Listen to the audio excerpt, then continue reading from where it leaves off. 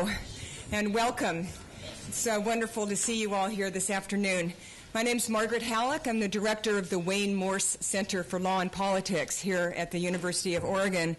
And we're just very excited to open this long-awaited conference and discussion about how we can transform our food systems. I want to thank all of you who have been extremely patient, and any of you that are in the overflow room for being patient with us. We'll try to accommodate all the people that want to participate this weekend, and we do appreciate your patience. The Wayne Morse Center for Law and Politics is an interdisciplinary center. We're housed at the School of Law. We do work all over campus and in the community to carry on the tradition of the former senator from Oregon, Wayne Morse.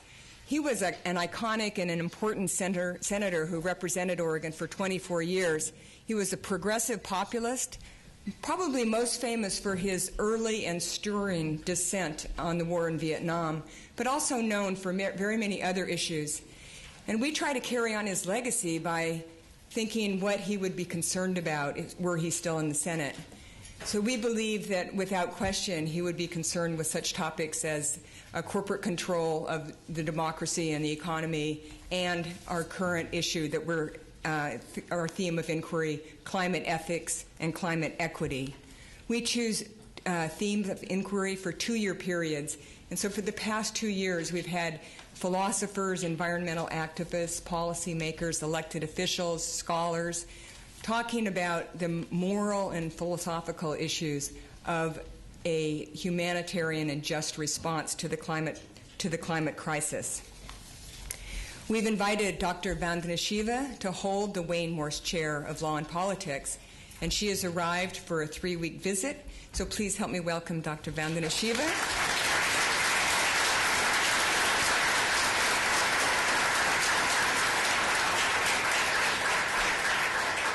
I think it's probably obvious to all of you why she is a visitor under the topic of climate ethics. She's been a crusader for environmental justice all around the world for many decades. We're also honored to host as resident scholar Professor of English and Environmental Sciences Allison Carruth as our University of Oregon resident scholar.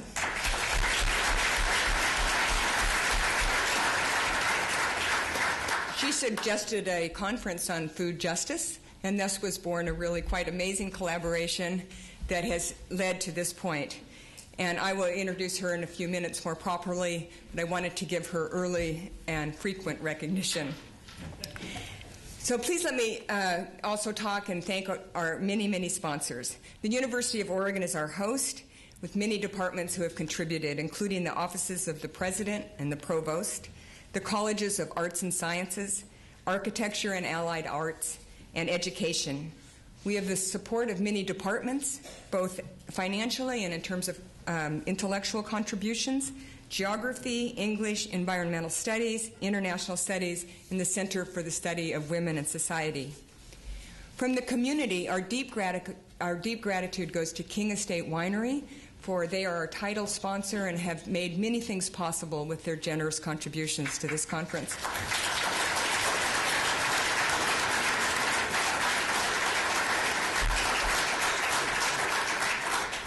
Our other community sponsors include the Willamette Farm and Food Coalition and the David Miner Memorial Fund, Eugene Water and Electric Board, Oregon Research Institute, Oregon Health, Oakshire Brewery, Lane County Food Policy Council, KLCC, Glory Bee Foods, the Eugene Weekly, Oregon Truffle Festival, Hummingbird Wholesale, Lockmead Dairy, Springfield Creamery, Benton Lane Winery, Sweet Life Patisserie, Coquille Cranberries, Organically Grown Company, Cafe Soraya and Cafe Xenon, and Toby's Family Foods.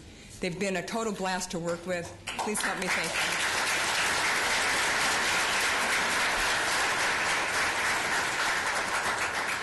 And I want to recognize the staff that's worked so diligently to put this together. Lindsay Naylor is a geography graduate student standing in the corner there directing the traffic. Thank you, Lindsay. She's the conference coordinator. Darren Bixler designed the webpage and the signage.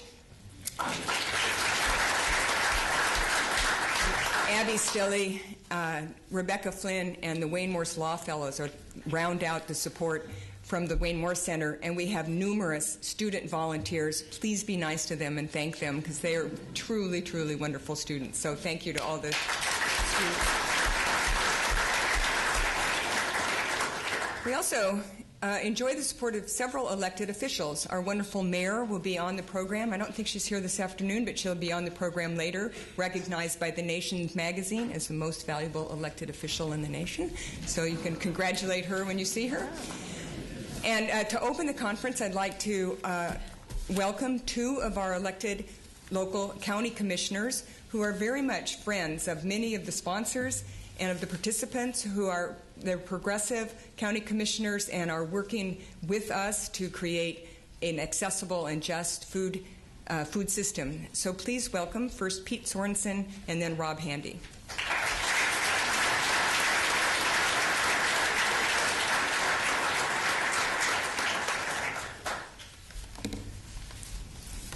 Well, first of all, I want to thank all of the people that have made this possible. This is a phenomenal gathering, and to be in the presence of national and international speakers and experts is really a treat for those of us that live in this community. And that's really been my focus as a Lane County Commissioner. But the Wayne Morse Center for Law and Politics here at the University of Oregon has been a leader in the integration of what is going on at the university and what is going on in the research and the thinking and the academic world with the community. And I think it's a wonderful thing that the Wayne Morse Center for Law and Politics has involved so many people from the community. As was mentioned last year, Mayor Piercy and Commissioner Handy and myself held a number of town hall style meetings on the food system and in the importance of developing a sustainable food economy for our area. As a result of that work, I think we come into this conference a lot better educated about what the problems are. For me, this topic of food justice can involve many different facets of life, whether it is the need for a sustainable economy, the need for an environmental ethic and environmental stewardship, the need for social justice, that so many people are hungry, so many people have health problems associated with food. But I want to put my own focus for this few minutes on the dichotomy, the dilemma that we seem to have, that we have a lot of hungry people, and at the same time we have a lot of obese people. And that dilemma, not to put aside my own work, I used to work for the Secretary of Agriculture, I used to be an environmental lawyer, not to put aside other aspects of food justice, but just to focus for a moment that there's 49 million Americans. That's 22% of all the children in the country, 14% of the adults in the country, that, according to USDA, are living in food insecure households. And simultaneously, according to the Centers for Disease Control, 33 states of our 50 U.S. states have obesity rates above 25%. So not that this is the only dilemma, the only problem that needs to be addressed by this conference, but it is my hope as part of this conference that the health and social justice components of the food justice issue can be addressed here. And I just want to say that we have 347,000 people in Lane County, and 2 of our 5 commissioners are here, and we have the privilege of representing you at our county government that serves a land area of 4,600 square miles, which bigger than several U.S. states. And we can't do it alone. We need the support and help of everyone in the community. And I really appreciate the University of Oregon, King Estate Winery, and the other sponsors of this conference. Thank you so much for this, and I hope we have an excellent conference.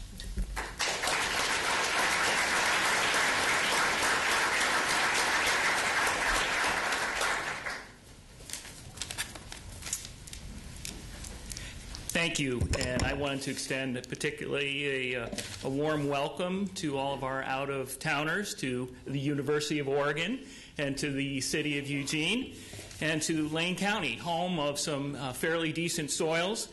We still have relatively clean water here, and a fair growing season on which to do some things. You know, many of us know that our world has changed inexorably, and that our economy will never be the same again.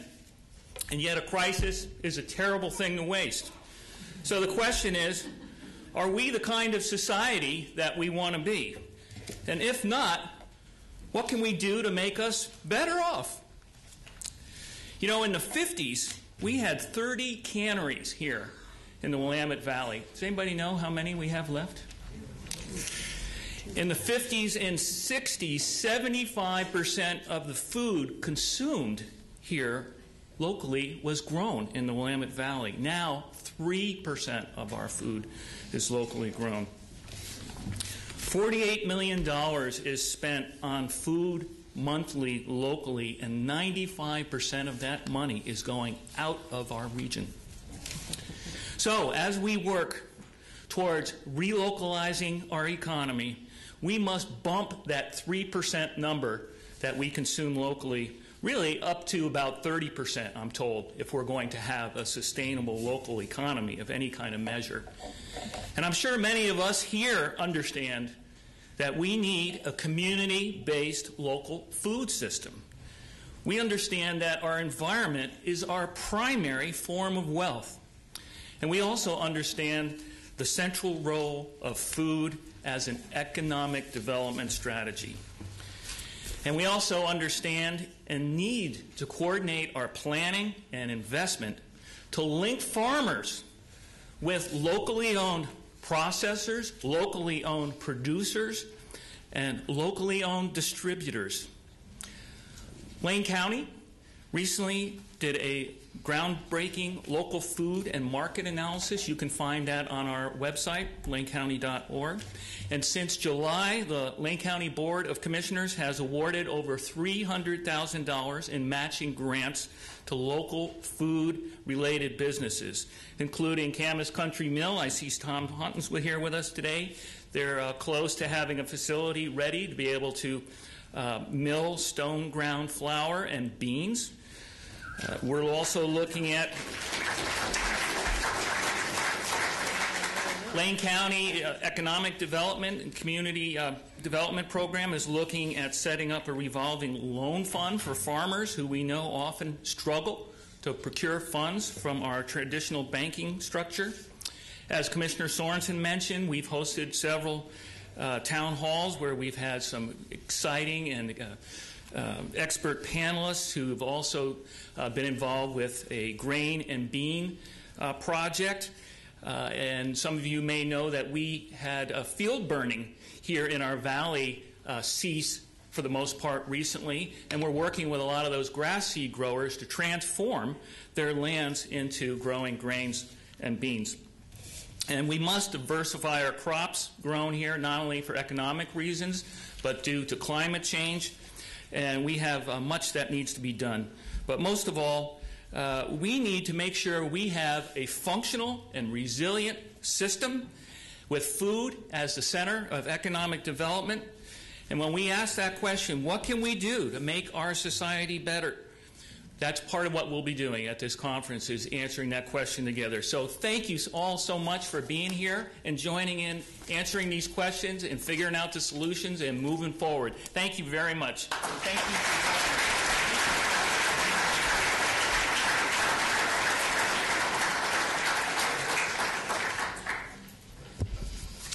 Thanks for those wonderful opening remarks. Set the tone very nicely.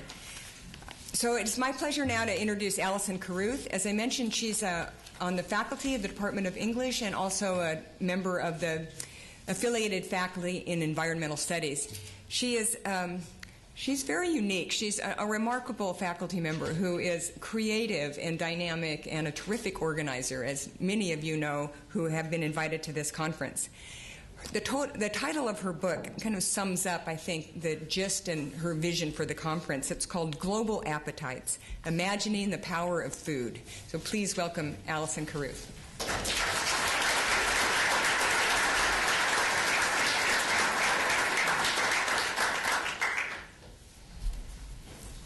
Welcome. This has been about 15 months in the making, so it's so exciting to see human beings in a room. And I'm grateful to all of you for being here. I wanted to start with a kind of invocation, and I'm going to quote from Vandana Shiva's book. And you may know this is from Stolen Harvest, one of her many books. And I'm just going to start with these words from her. Industrial agriculture based on a reductionist, fragmented, and competitive worldview interprets partnerships, cooperations, and mutual help as competition. Instead of viewing cows and earthworms as our helpers in food production, it views them as making competing demands on food, and thus views the denial of their right to nutrition as a gain in human nutrition. Thus, in breeding, the yield of grain is increased at the cost of straw.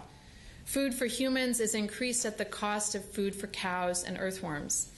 Reclaiming democracy in food production implies reclaiming the rights of all species to their share of nutrition, and through this ecological step, reclaiming the right of people to food rights, including future generations. And I start with those words. As many of you know, Vandana Shiva is a powerful writer, but of all that she's written, those cut to the heart of the matter for me and also articulate what we mean when we say food justice, which is that we somehow strive, however difficult the striving is, to have this view that goes from the microbes in the soil to the watersheds to human communities in every part of the planet and all that I am not mentioning in that list. So this is what we're thinking about in this conference. Is it's an opportunity to think in big ways as well as small ways, local and global ways about our food system, its history, its present, and its many possible futures. I want to just take a couple of moments to speak about the origins of this conference, which first took shape as a 2009 conference at UC Santa Barbara entitled Food Security and Food Sustainability. And of the speakers there, many have returned to be with us here in Eugene. So I'm grateful to them for continuing the thread that we began in 2009. And of course, as Margaret already mentioned, Dr. Vandana Shiva's residence in Wayne Moore's chair was yet another inspiration for this conference. It's such a unique opportunity to have her here in Eugene at the university for these 3 weeks. And then for me, on a sort of personal note, there are many visionaries that I am aware of or that I can imagine who are working daily to sort of pull us back from the brink of a food system, but also wider social systems that are founded on monoculture. And I use that term monoculture in its sort of richest sense. And that are also founded on the privatization of our natural resources, and particularly water and seeds. And so I see these visionaries as sort of both working to pull us back from the brink of a crisis that we can't recover from, and also paving the way for helping us articulate a new future. The final thing I want to do is sort of in the spirit of breaking bread, imagining us all at table this weekend, as it were, I just want to give some more personal thanks. There are many who've inspired in me personally this commitment to a food system based on our 3 themes: community, equity, and sustainability. And I would add to that list sustenance, which is the theme of the Oregon Humanities Center here at the university this year, and they are among our sponsors. And I've been thinking about sustenance as a very complementary concept to justice for our weekend. There are 2 groups I want to sort of mention. One is a group of farmers that are called Yarena Farms, based out of the Watsonville, Monterey area. They're a family of strawberry farmers who are multi-generation strawberry pickers who worked in the fields of large strawberry farms in that region and then saved up enough to start their own farm. And over just conversations with them over the years in the Bay Area at the San Francisco Farmers Market, the way they speak about both agriculture and the sort of wider social community they're trying to participate in and contribute to through their farming, they, to me, symbolize what this conference is all about. And the other group I would mention are the fishermen and women of Pontal de Corripe, Brazil, where I've had the occasion to spend 2 or 3 weeks in total. And these are a complex group of people in terms of their relationship to fishing and the oceans and the economy of Brazil, both the food and oil economies of Brazil. But I have learned more than I can say from them. And then finally, I so rarely get to thank family and mentors in a public forum, so I want to thank them because I'm an English professor and I'm working in an area that is a bit unconventional. And it's been my mentors and especially my family who've kind of made that possible. And I have 2 family members here, my mother and my partner, Baron Bixler, so thank you to them.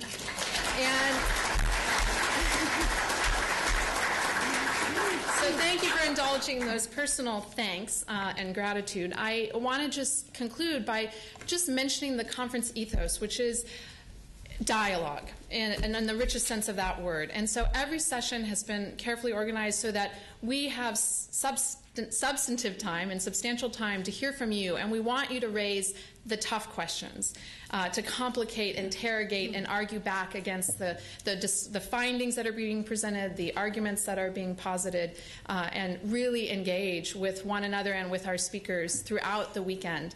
And so with that, I'm going to introduce Anita Azarenko, who is the department head of horticulture at Oregon State University, as well as a small farmer in Lynn County, and she will introduce our opening plenary speaker, Fred Kirschenmann. Allison. Thank you.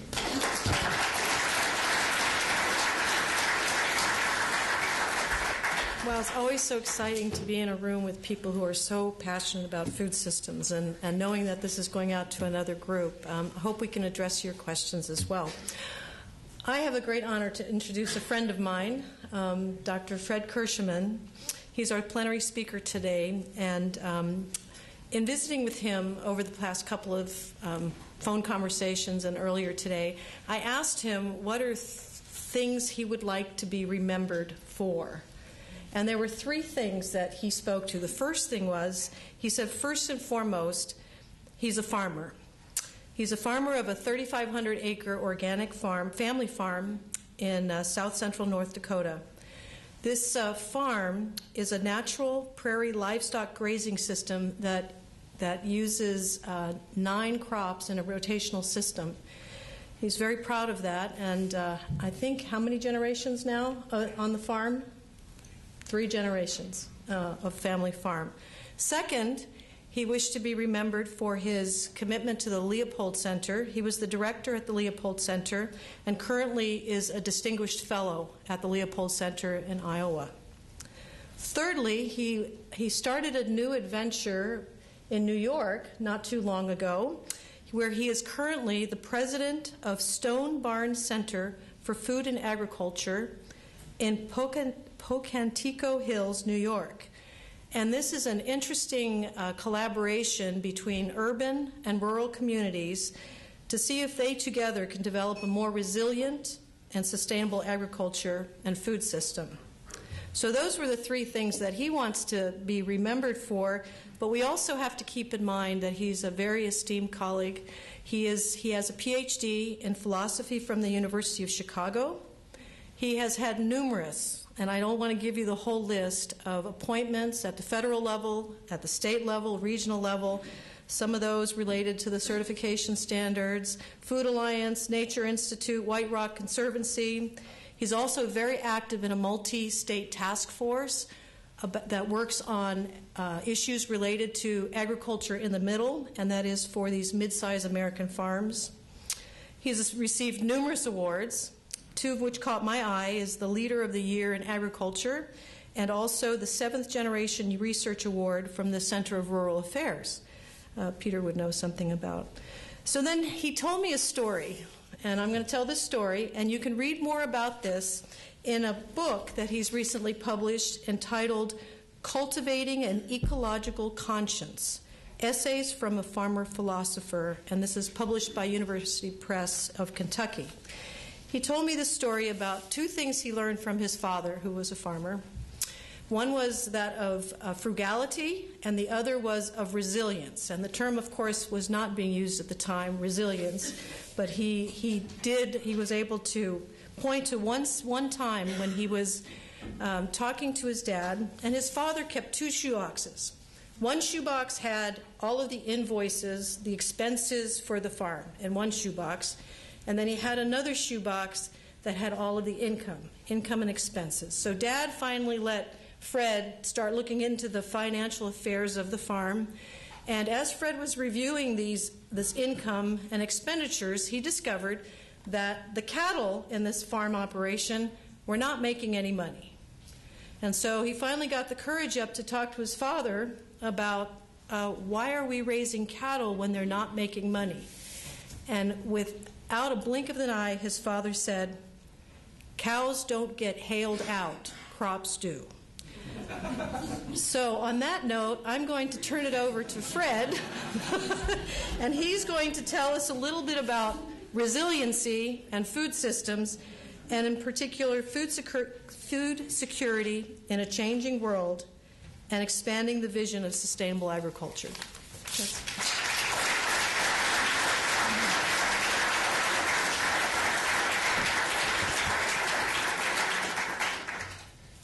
First of all, can you all hear me okay? Yeah. If you can't, raise your hand and I'll yell louder. First of all, I want to express my deep appreciation for being able to be a part of this. For a number of reasons. One is because of the issues that we're all going to be raising here and discussing together, and the incredible planning that went into developing this event. And it's always a pleasure, because when I do that, I always learn more than I give, and it's because everything that we're all dealing with and trying to understand comes out of the community, not out of individuals. And so it's this interchange which is important. And so for that reason, Anita and I both want to leave at least a half hour for us to have some conversations this evening after our presentations. But it's also such a pleasure for me, because it gives me an opportunity to associate with some dear, dear friends that have been friends of mine for many, many years who are here tonight and for this weekend. And I always tell people that most of who I am is because of the great pleasure of the friends who have been part of my life. And so just to be here with all of them is reward enough for whatever difficulties in my flight, not getting here on time last night and having to get it, coming out with a shuttle and getting here at 1:30 in the morning. It's all worth it. And Allison, I want to say that I so much appreciated the couple of paragraphs that you read from Vana Nashiva's book. You probably won't believe this, but I was actually planning to start my talk with that same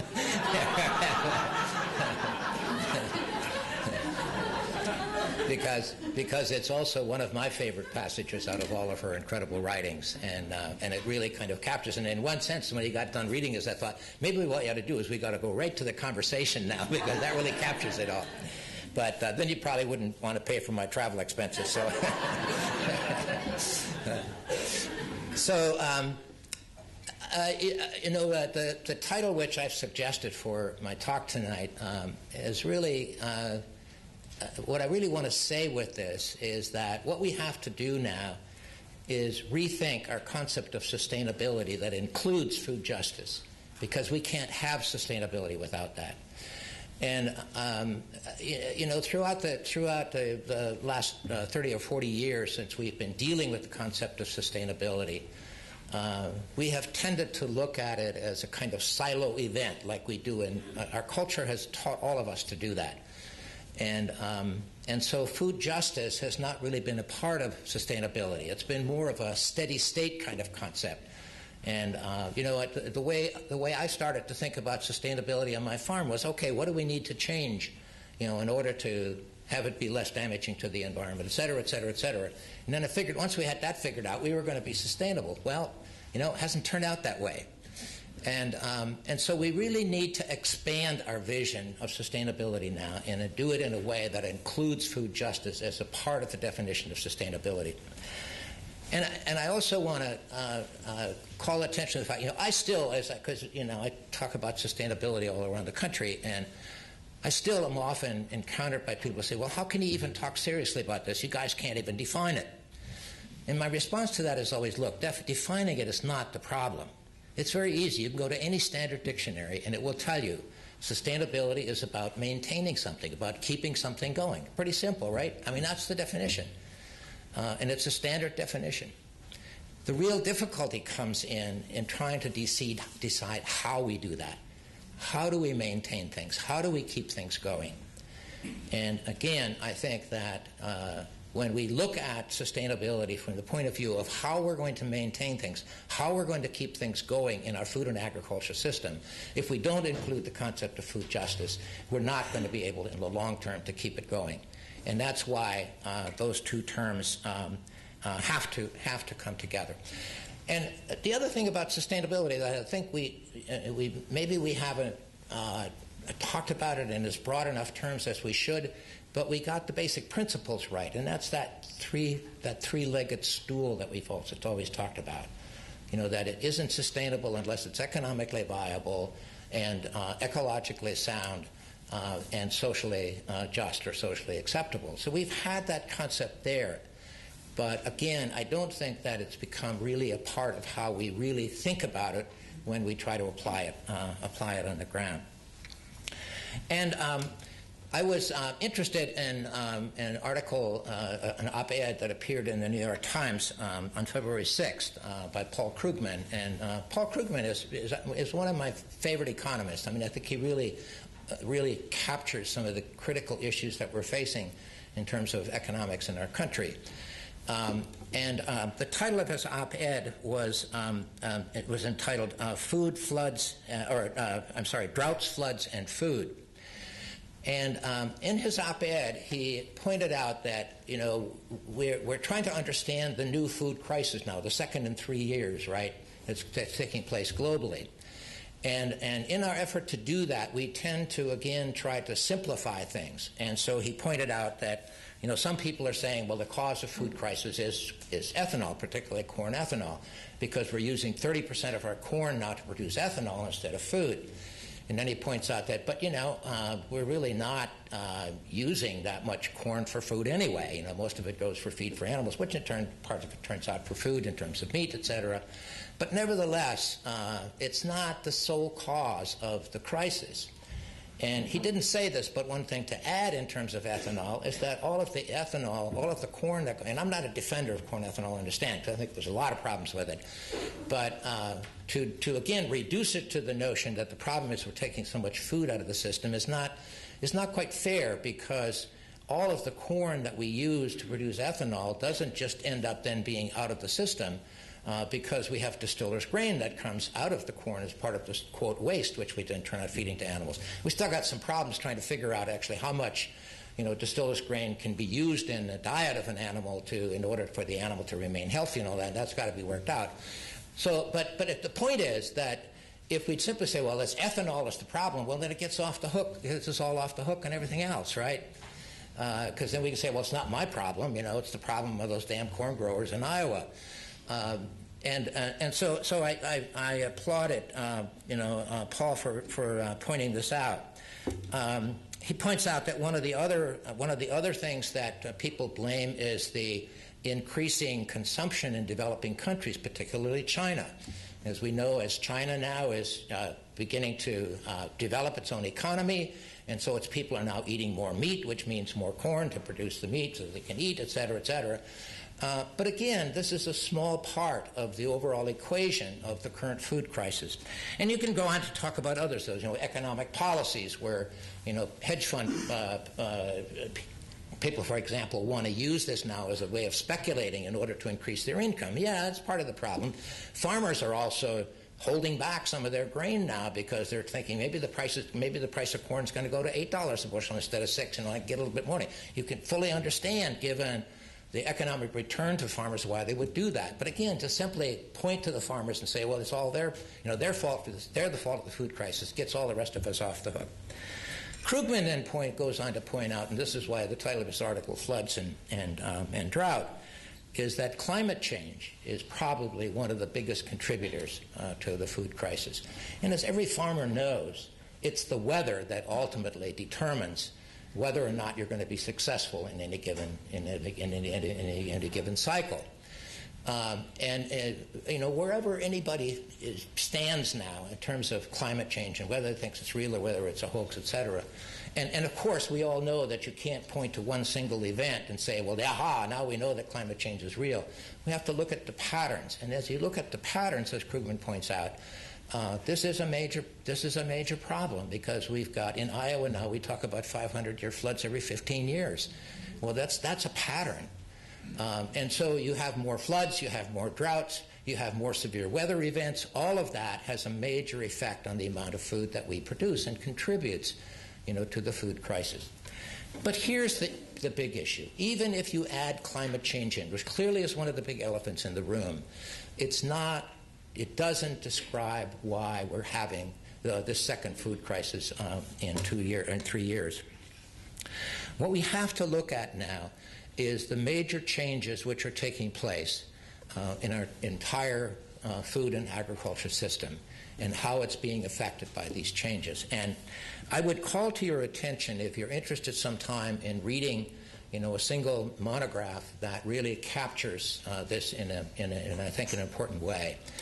Julian Cribb, who is a science writer from Australia, who has now published a new book published by the University of California Press called The Coming Famine.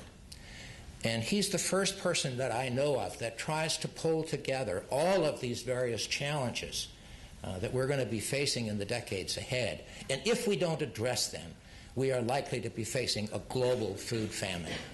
And it's this coming famine that we need to address. And let me just point out a couple of the things that he identifies. We don't have time tonight to go into all. He's got about 17 or 18 different issues that we need to address if we want to avoid the coming famine. Energy. Now energy's been in the news. We all know that. And we all talk about weaning ourselves from Mideast oil and switching to, and then take your favorite alternative energy, whether that's wind or solar or hydroelectric dams or geothermal or whatever it is, corn ethanol. And the assumption behind that is that if we just wean ourselves from Mideast oil and go to these other alternative energies, then everything can be the same, and then everything will be fine. The big problem with that is that all of the energy which has driven our industrial food system of the last 150 years is stored, concentrated energy. Our whole industrial economy was absolutely based on stored, concentrated. And stored, concentrated energy was enormously efficient in terms of energy return for energy invested because it was stored and concentrated. All you had to do was tap in to the old growth forest, to the coal, to the oil, to the natural gas, to the uranium, and you could simply extract it and process it and make it available. And so in oil, for example, in the heyday of the 1930s, we were getting 100 kilocalories of energy out for use for every single kilocalorie of energy invested to make that energy available. Enormously efficient. Now in oil, given the fact that we have to drill, into deep water and we have to go through the shale up in North Dakota, et cetera, we're at about 19 or 20 kilocalories of energy for each kilocalorie invested, but still pretty efficient. Corn ethanol, as we all know, is probably a negative depending on how you calculate it, but even the most optimistic is maybe about 1.3, 1.4 kilocalories of energy out for each kilocalorie of energy in. Wind and hydroelectric dams, some of the more efficient, are more like in that 14 to 15 range. So what we have to recognize here is that the real transition we have to make is from stored, concentrated energy to current dispersed energy. And the current dispersed energy is always going to take more energy because you have to first concentrate it and then process it and make it available. So we have to get past this mythology that all we have to do is wean ourselves from one form of stored concentrated energy into a form of current energy, and then everything can remain the same. And we can continue to have the lifestyle, continue to have the food system that we have, that it can be sustainable. And it can't. So what we really have to think about now is how do we redesign the food system to adapt itself to a very different energy future, an energy future in which we have to use a lot less energy in producing and processing and distributing our food than we have, for the last 100 years or more. And that's what we need to, I think, put part of our imagination and energy into. One of the things that Julian Cribb talks about that I like is that the one thing that we have an unlimited resource of is human brain power, human brains, and we're not using them. He pointed, and I don't know if he's got all of these statistics right, but he's a science writer, so I'm assuming he's done his homework. But he says that we are currently now globally investing only about $28 billion in research funding for food and agriculture issues, and we're spending $1.5 trillion on armaments. Is this, we still call ourselves Homo sapiens? So we have to begin thinking about where we put our resources, how we address, our community intelligence, as we address these new future food systems. So very briefly, a couple of other of these. So there's climate, more unstable climates in the future. There's energy, more expensive energy, not at the end of cheap energy. Fertilizer. Fertilizer is, again, part of the store. In fact, you can talk about that as a stored concentrated energy. But we've had these surplus reserves of potash and potassium and phosphorus. And now phosphorus, we only have 4 countries that still have phosphorus reserves. China having the largest amount, about 33% of the global amount available. It's not the greatest quality phosphorus, but nevertheless, that's what we got left. We got 4 countries that still have potassium resources. Canada having the largest share, a little over 50% of the global population. And so as we continue to go down our current path, which is to rev up more and more our current food system to produce more, because we've got to feed 9 billion people now, we're going to be using more of the phosphorus. So how much longer are we going to have it? How quickly is the price going to go up to a point where it simply can't be, it's not affordable anymore in terms of producing our food system? So we have to begin thinking again, how do we redesign the system in order to produce sustainably, food for the future that not only addresses the issues that were mentioned earlier about the number of people that are currently going hungry, but that will, again, sustainably provide. So a third or fourth of these resources is water. We've also had enormous quantities of fresh water resources that have been stored up in the planet in fossil aquifers and surface water, which have been around since the Ice Age. And we have been, particularly in the last 60 years, drawing down all of those freshwater resources all across the planet.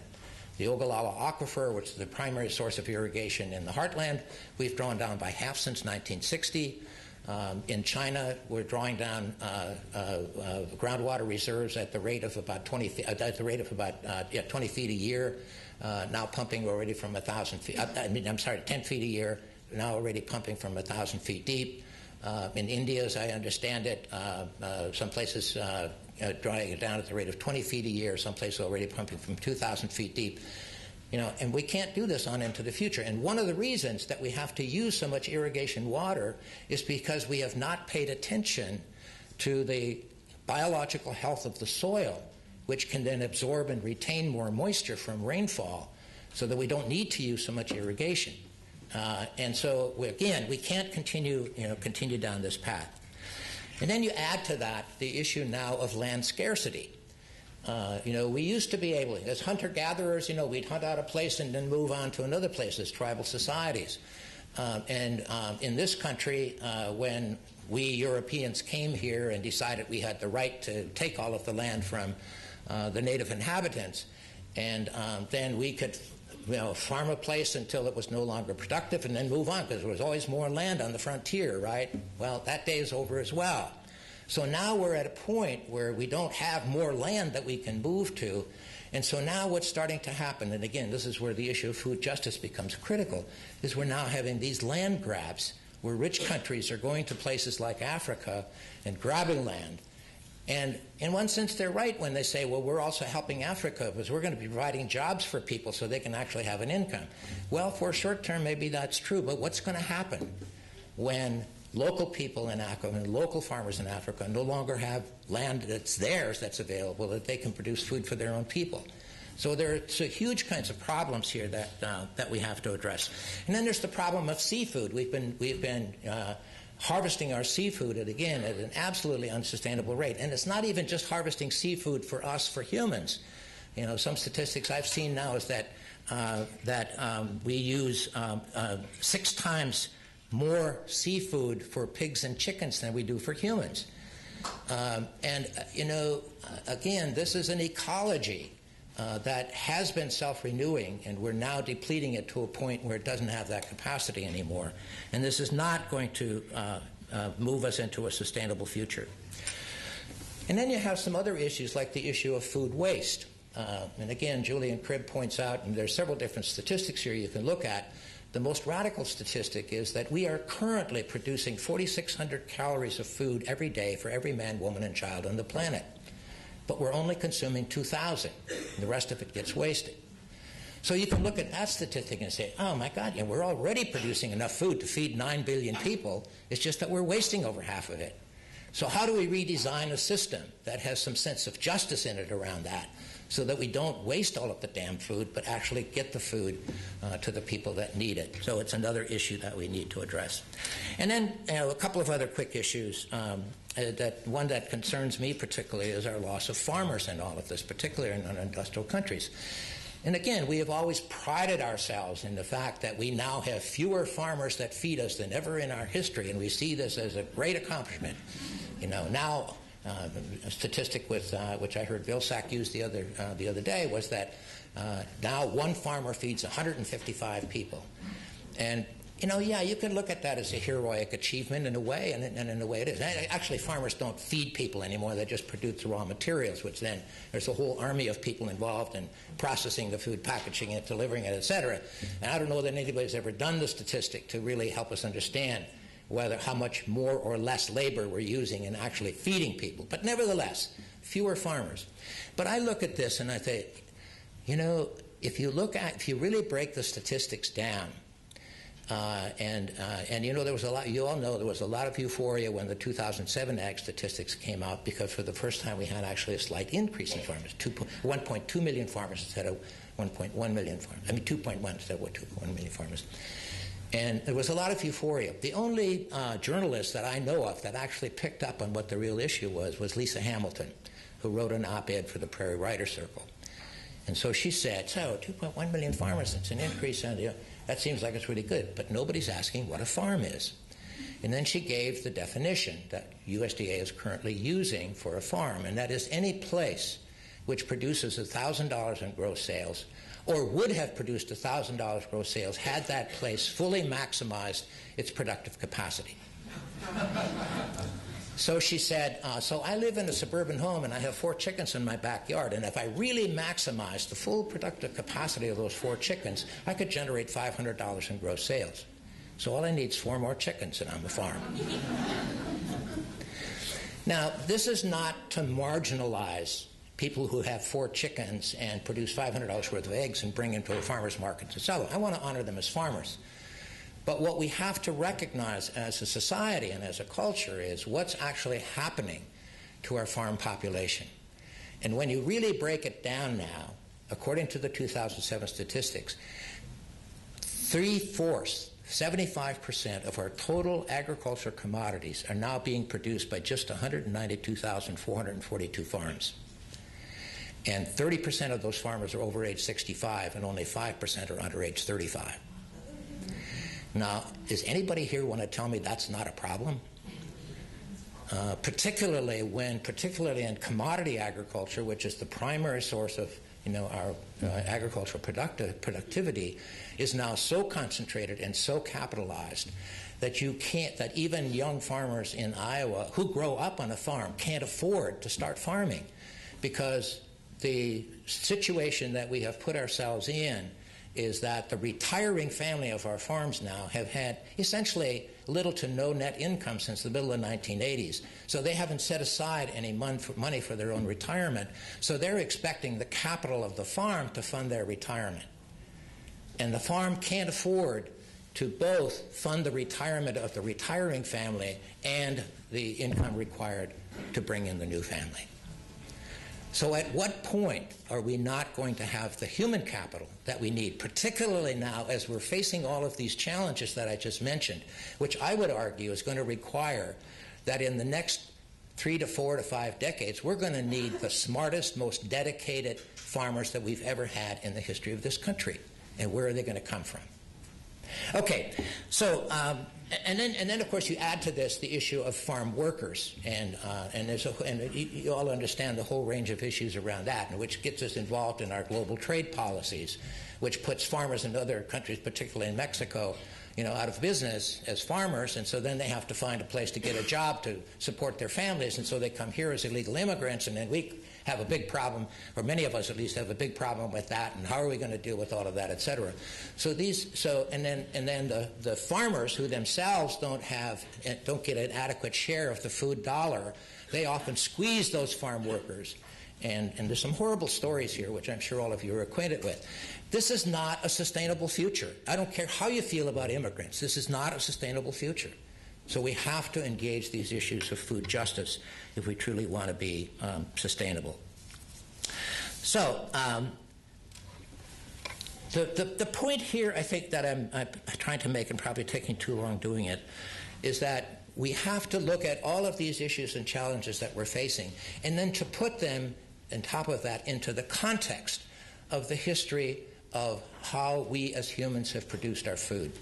And again, there's a wonderful resource if you're interested in looking at this, an anthropologist by the name of Ernest Shusky, who wrote a book called Culture and Agriculture. And as an anthropologist, as you would expect, he looks at this issue from the point of view of the long sweep of the human community and how it fed itself. And in that first long, and if you think about this now as a timeline, so you've got that first part of the timeline when we fed ourselves as hunter-gatherers, and that's a fairly long timeline. And we're not even sure how far you go back when we, became the kind of humanoids that we would consider part of the human species. So we fed ourselves as hunter-gatherers, and as he points out, from an energy efficiency point of view, that was actually one of the most efficient food systems we ever had, because we didn't have to go through all of the activities and all of the energy we have to go through when we introduced agriculture in the Neolithic period, which is another fairly long period of time, about 11,000 years. But he argues that we were getting, as hunter-gatherers, we were getting about 20 kilocalories of food for every kilocalorie of energy that we invested in making available. Because we didn't have to domesticate the animals, we didn't have to do cultivation, we simply harvested it and prepared it and fed ourselves.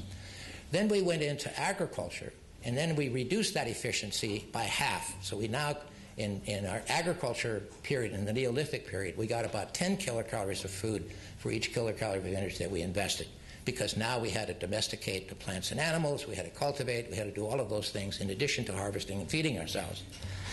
And then he argues that along about the 1930s, we entered into a third era, an era which he calls the neocaloric period. And I've always thought that's a perfect description of our modern industrial agriculture, because, as he points out, it's entirely based on old calories, all these old calories that I just mentioned that we're harvesting, that we're mining. And because of that, he argues that this period, so you've got this long period in the timeline of hunter-gatherers, the long period in the timeline of the Neolithic agriculture, and now you've got this very short period of time, which is the neocaloric area, which he says of necessity is a short period of time because we're mining all these old calories. And so now the question, he said, confronting us as a human community is, what's the next era of agriculture? And this is where we have to begin thinking about what sustainability means in the light of all of these issues. What's the next era of agriculture going to look like? So one of the problems, and from my point of view, that we have now, it's a cultural problem, as we try to address these issues.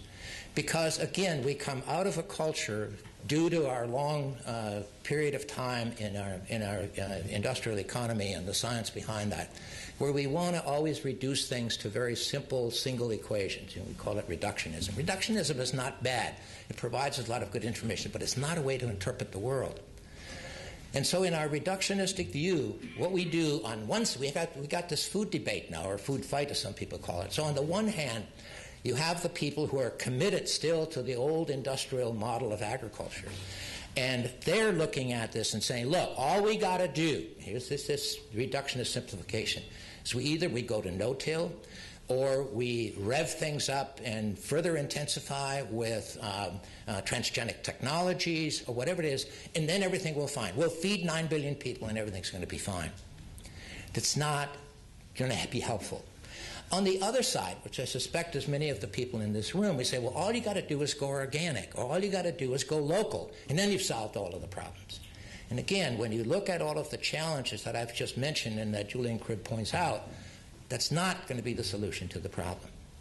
We have to begin thinking in more holistic, whole systems terms, and how do we redesign the food system. And there's going to be some good information that comes from organic agriculture, that comes from agroecological systems, that comes from local food systems, that are going to be very helpful. But it's not the solution to the problem. And particularly in locally, I don't happen to like the term local. I mean, I like it in a lot of ways. But the problem with it is that most of us in our culture, I think, tend to think of it simply as a geographic issue. How many food miles? Like as though food miles is the big issue. And if we simply all get our food from closer to home, then we'll have solved the problem.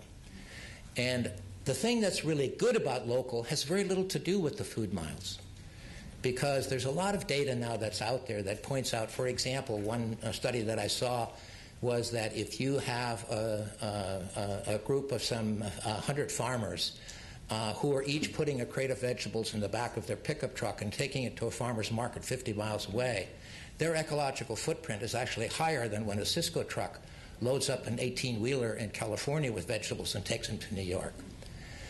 Now, that's not to say that the distance issue isn't important, but there are more important things about local that we need to be incorporating in this new design of the food system. And that is, what's really important about local is about relationships. It's about the relationships that are possible. And here is where Michael Pollan wrote a sentence in an article in the New York Times Magazine a couple of years ago. And the sentence was, suppose that we started thinking about food as less of a thing and more of a relationship. And he was making that comment primarily from the point of view of what he calls nutritionism, that all we got to do with food is get the right ingredients in there, and then everything's going to be fine.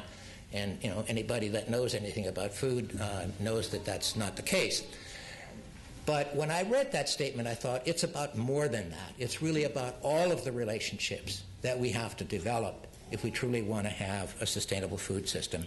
And so let me talk about that briefly, and I'm going to be running out of time here in a bit. So I think that there are two things that we have to address now in terms of food as a relationship. And one is, how do we relate to the human community with respect to our food? And then secondly, how do we relate to the rest of the biotic community with respect to our food system? And I would argue that those are not separate issues, but as Aldo Leopold reminded us, we are all part of the same biotic community. The way he put it was, we are not the conquerors of the biotic community, we're simply plain members and citizens. So the more we can begin to recognize that we are simply plain members and citizens of not just the earthworms, but the bacteria, all of the other parts of the biotic community of which we're all a part. We're simply plain members and citizens. So if we can begin to think about our food and agriculture system from that perspective and start to look at food justice in terms of justice to that whole community and not just the human community, I think that begins to move us in the right direction. And that then, if we start to do it that way, then I would argue that a term that makes much more sense than the term local is the term food shed. Now, the term food shed has been around since 1929, but it never really caught on. And Jack Kloppenberg and Steve Stevenson and his colleagues, they wrote an article in the Agriculture and Human Values Journal back in 1997 called Coming Into the Food Shed, in which they made a case for the food shed concept. Never caught on. And it wasn't really, I think, until the first food crisis of 2007 and 2008, and suddenly the term food shed started to appear in our literature. And I think the reason that it did was because more and more our professional people in the food business began to recognize that the food shed is a very rich concept that we now need to learn. Not so much because it's a distance factor. It is that. The food shed, of course, is a metaphor borrowed from a watershed. And as we all know, watersheds aren't all the same size. They're adapted to their place. And so when you start thinking about a food shed in those terms, you think about it in terms of a community of people who are engaged as food citizens to determine what kind of food system is appropriate, not just within the food shed. Food sheds don't have cement walls around them, walling them off. They're simply a local ecosystem within the larger ecosystem. And it's the health of all of the local food sheds that determine the health of the whole. And so we begin to think about food systems in those terms. And then we can't just think about the farm workers in our own community, but also the farm workers in other parts of the world, and how we begin to design a food system that has a healthy network of food sheds. And here there is some good news here, and that is in the evolution of the concept of food sovereignty, which was first introduced by the La Via Campesina group, which started back in 1993, and they launched the food security concept as an idea at the World Food Summit in 1996, and it is now caught on. And there are now, according to statistics I've seen, 150 local and national organizations in some 70 countries, representing over 200 million farmers now. This is a movement that we should pay attention to. And what can we learn from it? And how can we use the concept of food sovereignty in our own food sheds as food citizens, as engaged people in the civic relationship around food in our own communities, and how that in turn then can begin to address the larger issues that we're all facing. A fourth issue around this that I think is also good news is that what's happening in the healthcare communities. Our healthcare communities now are becoming engaged in agriculture and food systems in a way that they never have before. At MIT, for example, there is now a healthcare collaborative under the leadership of Ken Kaplan, who has now decided that we can't solve our healthcare problems in this country until we address the food issue, because it is ultimately, particularly in issues like obesity and diabetes, which is clearly diet related, and you can't continue to let the costs of healthcare expand to deal with these healthcare problems, because even health insurance companies now understand that there's no future for them in this if we continue down the path. We have to start dealing with where and why these healthcare problems are emerging, and that gets us back to our food and agriculture. So the healthcare communities now are becoming very engaged, and the MIT Collaborative has now become they've now become radical supporters of the food shed concept, because they know that if we can begin to address particularly how our children are fed in our school systems, in our local communities, this can begin to address the problems of healthcare in this country. And then, of course, there's the whole issue of economic fairness, which gets us to not only our farmers, but also our farm workers. We again, one of those things, our mythologies, is that we have the cheapest food in the world. And of course, the basis of that claim is a metric which, I think doesn't make any sense, and that is because we spend less of our average earned income on food than any other country in the world, therefore we have the cheapest food. But of course, as we all know, our average income is also so much higher, so it doesn't tell us anything about the actual cost of producing food. And Chuck Benbrook, one of my dear friends, and I, we talked about this a number of years ago, and I said, this is the wrong metric, and Chuck says, yeah. I said, we can come up with a better one. So what Chuck did was went to work and did a quick analysis on the cost of food per calorie. And when you look at it, the cost per calorie, we're actually, 23rd on the list, right, Chuck, as I recall. 22 countries have cheaper food than we do on a cost per calorie. But that's still not the best metric, because what we really need is the cost of food per nutrient value. And as Chuck reminded me, yeah, that's more complicated to come up with that metric. But nevertheless, as we think about our future food system, that's what we have to address and what we have to look at.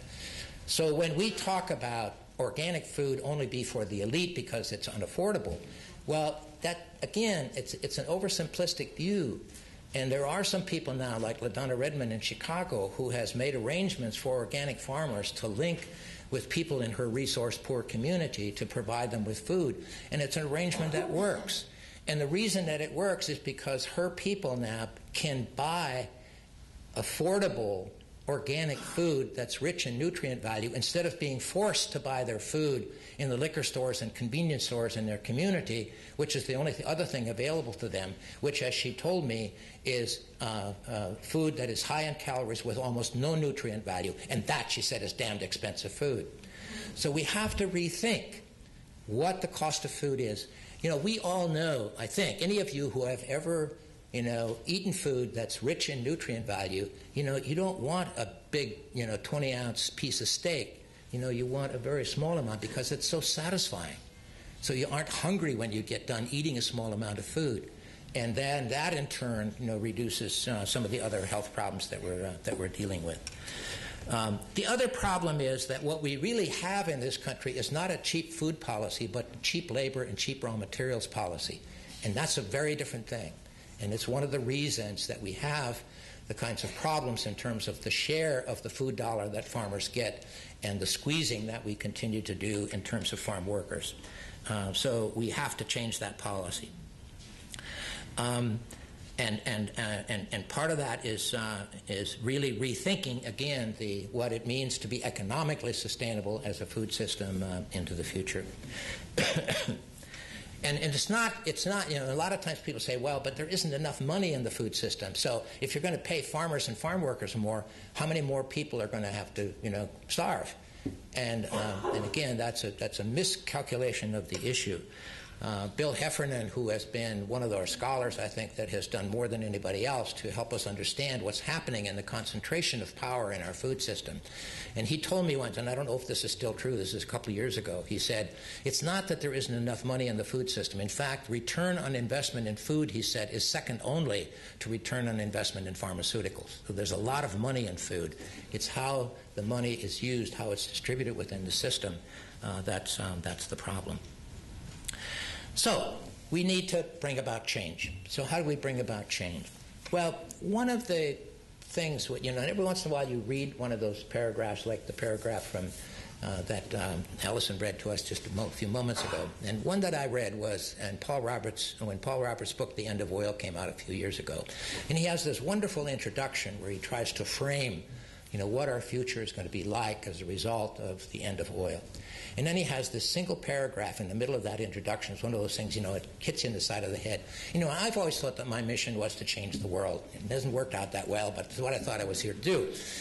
And then I read this paragraph in which Paul says, so it's not a question of whether or not change will come. Change will come. The question is whether it'll come in an orderly and peaceful way or a violent and chaotic way because we waited too long to begin planning for it. And I thought, I don't have to worry about changing the world. What I should be devoting myself to is planning for the changes that are already going to come. And it really changed the way I think about the work that I do and how I apply my energies in the short time that I have on this planet. Planning for the changes that are already going to come, rather than worrying about so much and putting so much of our energies into trying to change the world. Now, there's a lot of good news when you start to look at it this way. And let me just briefly itemize a few of them. One is this whole issue of citizen engagement. And I know a lot of us can point to people who are out of it, who are not part of the dialogue, who are certainly not part of community action, and all of that's true. But let's not forget to look at the things that actually are happening in terms of citizen engagement. And Paul Hawken, after 4 years of research, published this lovely book called Blessed Unrest, in which he pointed out that based on his research that all over the world, all over this planet now, there are these movements of blessed unrest where local populations of people are dissatisfied with what's happening and they're ready to begin to do something different. and that all you need is a trigger event for that to happen. Now just look at what's happened just in the last few weeks, on our planet. And if you think it's not related to food and agriculture, think again. And I don't want to put too much into this, but in Tunisia, the trigger event on that was a fruit vendor who was not allowed to sell his fruit, and so he set himself on fire. And that was the trigger event that then caused that blessed unrest to move into a revolution that changed the country probably forever. And then that in turn was a trigger event, at least as most analysts that I've been reading, that caused the same kind of revolution to take place in Egypt. Now we can all say, yeah, but maybe it's not all going to turn out that well. No, maybe not, but it's an indication that you've got populations of people who are part of this blessed unrest, who are ready to become engaged and try to bring about a better world for ourselves. And so we should keep that in mind whenever we get disappointed about things not happening. In this country, we've got a movement now underway, which many of you probably know about, called the Food Commons, which is a group of people primarily in California that are now developing a whole new concept of a food chain, which is really based on the food shed concept and getting citizens involved at the local level, operating bottom up to redesign the food system for Los Angeles, for San Francisco, and the rest of the United States. I mean, they're not looking at it just in terms of a West Coast event. And the Food Commons document is available on their website if you want to read it. It's really a pretty fantastic document, a very visionary kinds of concept. New York City has now developed a new food charter called FoodWorks, which the city council has owned and put out now for public comment. And I would bet the farm that in another 5 to 6 months, the city council is going to announce a new food charter for New York City. And again, it's not perfect from my perspective, but it's pretty comprehensive. It asks for a citywide composting program. It asks for a program to make land available for beginning farmers. It addresses these things in a systemic way. And we know historically that when New York City decides to do something like this, it has an effect on metropolitan areas, all around the world. So again, some good news there, possibilities for change. Another thing that's good news is this new generation of young people that's emerging in our midst. And just today and talking with some people have confirmed that in their experience, and it's certainly been true in mine. I see this especially at the Stone Barns, where we now have a young farmer program, and we run a conference for young farmers each year. We now have to make a decision, because we always had so many more young farmers wanting to be a part of this conference that we didn't have room for, that we're now going to hire a full-time person so we can have 2 a year in order to accommodate the demand. And I have to tell you, these young people are some of the most amazing young people I have ever experienced in my life.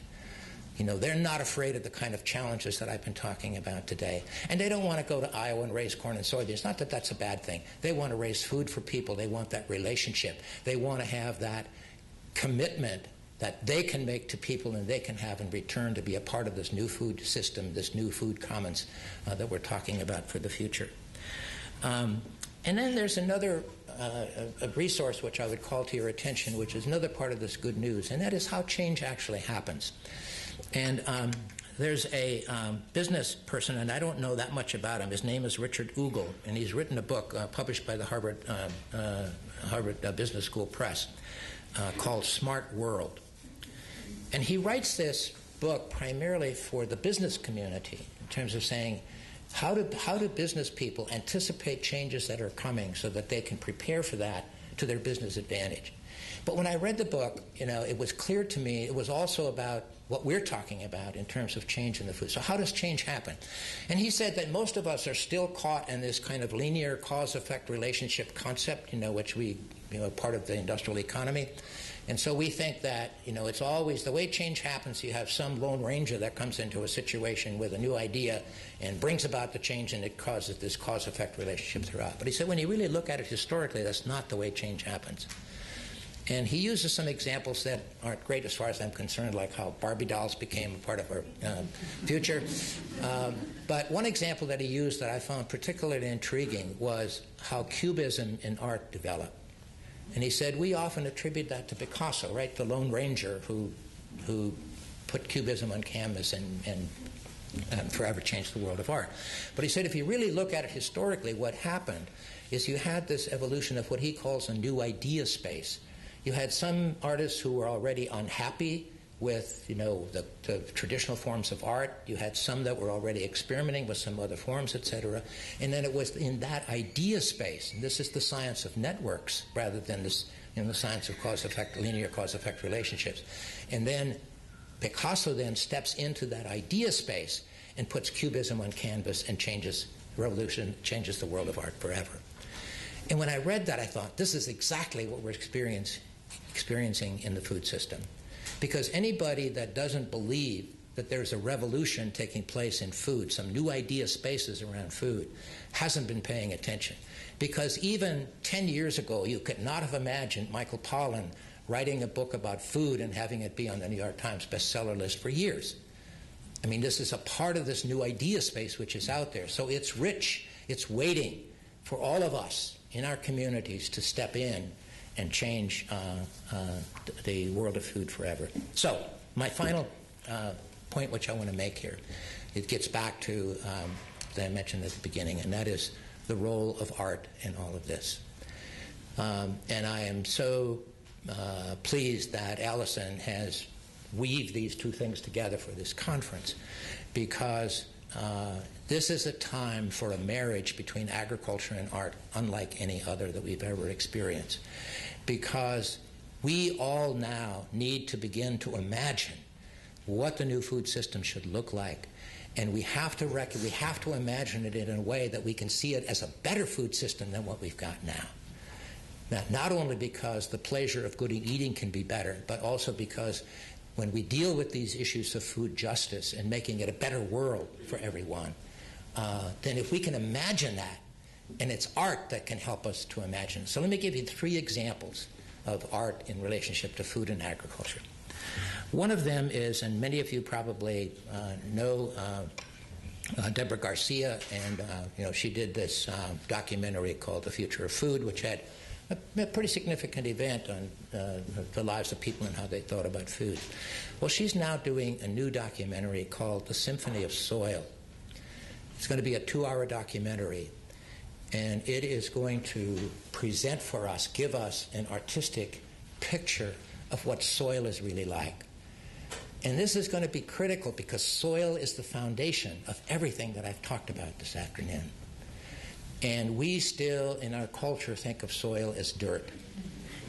Even many of our soil scientists up until about 10 years ago referred to soil as simply a material to hold a plant in place. And then we provide everything to the plant that it needs. Well, when you get done seeing Deborah Garcia's documentary, that view of soil is going to be out of the picture. And you're going to begin to appreciate and see the value, the beauty of soil with all of that biotic community. There are more organisms beneath the surface of the soil than there are above the surface of the soil. And we become acquainted with that. And then become acquainted with farmers all around the world that she visited who are managing soil in terms of this new way of thinking about it and this new way of managing it. And it can begin to address some of these key problems that we're facing around food. So there's one example of art in relationship to agriculture that I think is going to have a major impact on our culture. The second is from the business community, and this is actually somebody that you can celebrate here in the state of Oregon, and that's Fidel Baccio with the Bon Appetit Management Company. And I got to know Fidel really well because we both served on the Pew Commission of Industrial Agriculture for 2 years. And I began to appreciate some of his passion and some of his vision around food and what he's doing in the Bon Appetit Management Company. And the Bon Appetit Management Company, which he started in 1987, is now over a $500 million a year company with some 500 restaurants, all of which are developing networks of farmers within 150 miles of those restaurants, bringing the majority of the food. And he has some very strict requirements for how that food has to be produced. And I have to tell you that he does not put up with any bullshit around that. I mean, he goes out and makes sure, and has people and his staff that go out to make sure that the food that he claims that Bon Appetit is providing, and they're now moving in their school systems, et cetera, which is going to have a major impact. So here is an individual who got his MBA from the University of Portland, who is demonstrating that you can have a successful business using these kinds of principles around the food system. And so another example, and where the art part of it comes in, is that his marketing strategy is all about telling the stories. And he has found very imaginative ways to tell the stories around how you produce this kind of food. And then the third example, which is also one of my Oregon heroes, Kathleen Dean Moore, and she's a fellow philosopher. And I have to say that as a philosopher, we philosophers often use language that is so dense that even we sometimes don't understand what the hell we're talking about. And what Kathleen Moore has done is decided to translate these philosophical concepts into stories.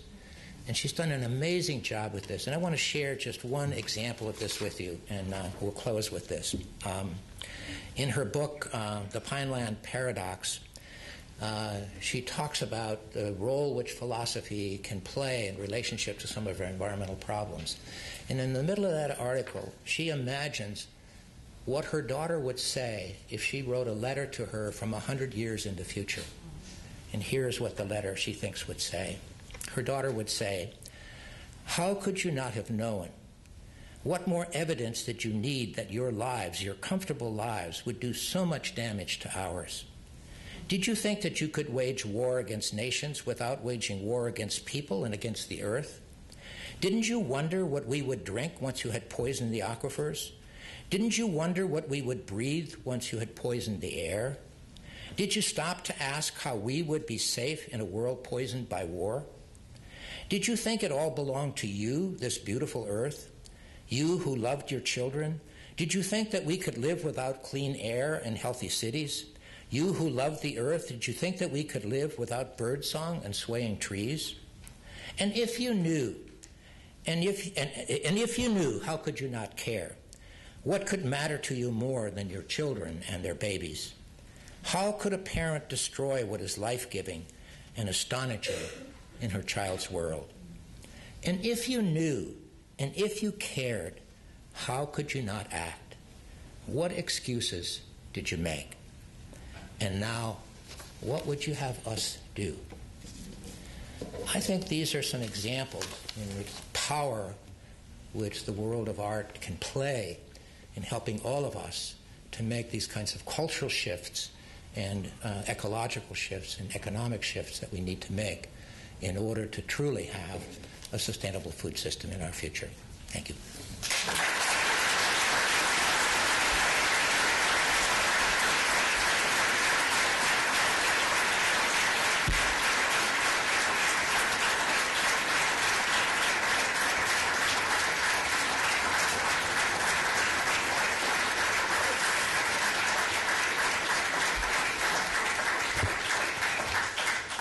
Wow, that last bit.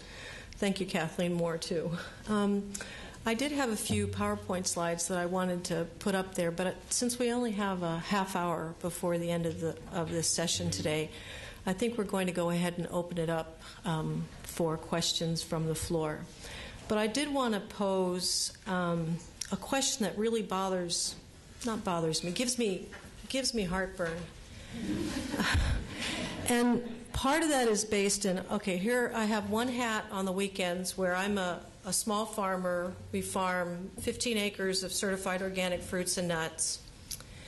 And I'm very passionate about having relationships with the community and talking about how important it is to eat healthy food and for people to have access to healthy food. And Fred's point about it's all about relationships is absolutely true. But then my other hat during the week is I'm a department head of a horticulture department where we have to train our students and our practitioners on sustainable food production practices. And I interact with farmers around the state who are growing in regions that are appropriate for large-scale food production. So, for example, in the Dalles, we grow sweet cherries in the Dalles on about 17,000 acres up there. So what do I tell the farmer who's growing sweet cherries in the Dalles and it's his business, and I want to ensure that these communities remain viable and are sustainable communities. They continue to produce healthy food. How do I start balancing this local story with the statewide story about the economy of the state and how we continue to produce these healthy foods? I'm also concerned about North Dakota and South Dakota. Are we going to create deserts, food deserts, for these whole foods that are healthy by saying that we shouldn't distribute our food to other parts of the country because it's not being grown locally there? So there's this tug within me. So related to sweet cherries and it being a labor issue, we have to pick our sweet cherries in the Dalles in a 6-week period. We have to harvest 17,000 acres, which translates into, in terms of a workforce, 9,000 pickers a day to get that crop off in a timely fashion so that we can eat cherries in this country. So now we have a food justice issue and we have a labor issue. I have a dear friend who grows 250 acres of pears in Hood River. She can supply the entire city of Portland for 3 years on just 250 acres of pears. And we grow 17,000 acres of pears in Oregon. So how do we balance this local, this regional, this national, this global food system? How do we sustain communities? How do we create systems that are locally sustainable but are also regionally sustainable, nationally sustainable? How do we get whole foods to people that would not normally have access to those because we can't grow cherries in North Dakota? Those are the kinds of things that give me heartburn. How do I do that in my job as a local farmer, but also as a person who's teaching farmers to grow healthy foods? So. Yeah, well, you raised a number of really important issues around that, and again, one of the things we have to think about is we've created an infrastructure for the current industrial agriculture system, which has farmers caught in that infrastructure. And I use examples in Iowa. We know, for example, based on research that we funded, that if farmers grew 2 years of alfalfa in a corn-soybean rotation, instead of just corn and soybeans, or in some instances now just continuous corn, they could reduce their pesticide input by 80%, their fertilizer input by 70%, their corn yields would actually increase, and they would stop all nitrogen leaching. And so we go to farmers and we say, gee, you got all these benefits in doing this, why don't you start changing your crop rotation? And what they say, what the hell am I going to do with the alfalfa? I can't take it to a local elevator and sell it. And of course they're exactly right, because the infrastructure that we've created now is one in which we've concentrated our animals in the interest of efficiency and specialization. So you can't haul alfalfa large distances because it's not concentrated protein like you can corn. And so the animals are all fed corn, so there's nothing you can do with the alfalfa. So we have to begin thinking about how we redesign the system that's going to work not just for us foodies who want a different kind of food system, but that's also going to work for farmers, et cetera.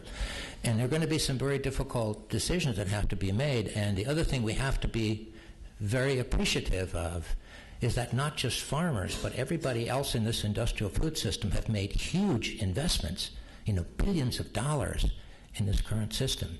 And especially when the farmers are over age 65. So you're going to go to a farmer who's 65 and say, incidentally, we appreciate what you've done. We told you to get big and get out and all of that, and you did that. But, that's not going to work in the future, so now we want you to change your whole system. Well, put yourself in that position. It's not going to happen. So one of the things we're saying is, and time's going to be a big issue here, because especially with climate change, we've also got a limited amount of time in which we make these changes. But let's address the beginning farmers, this new generation of young people who do understand that it has to be different. And let's help them get access to land and affordable capital and the kind of access to the kind of markets that they need that give them a sufficient return to pay out their investment and have a decent life. That's all they want. We can address many of those things through public policies, et cetera, but we have to have public policies that address these issues for the next generation of farmers. And then there are a lot of farmers, in my experience, who are in their 30s and 40s, and they understand that they can't continue doing what they're doing to the end of their careers. So many of them are ready to think about changes.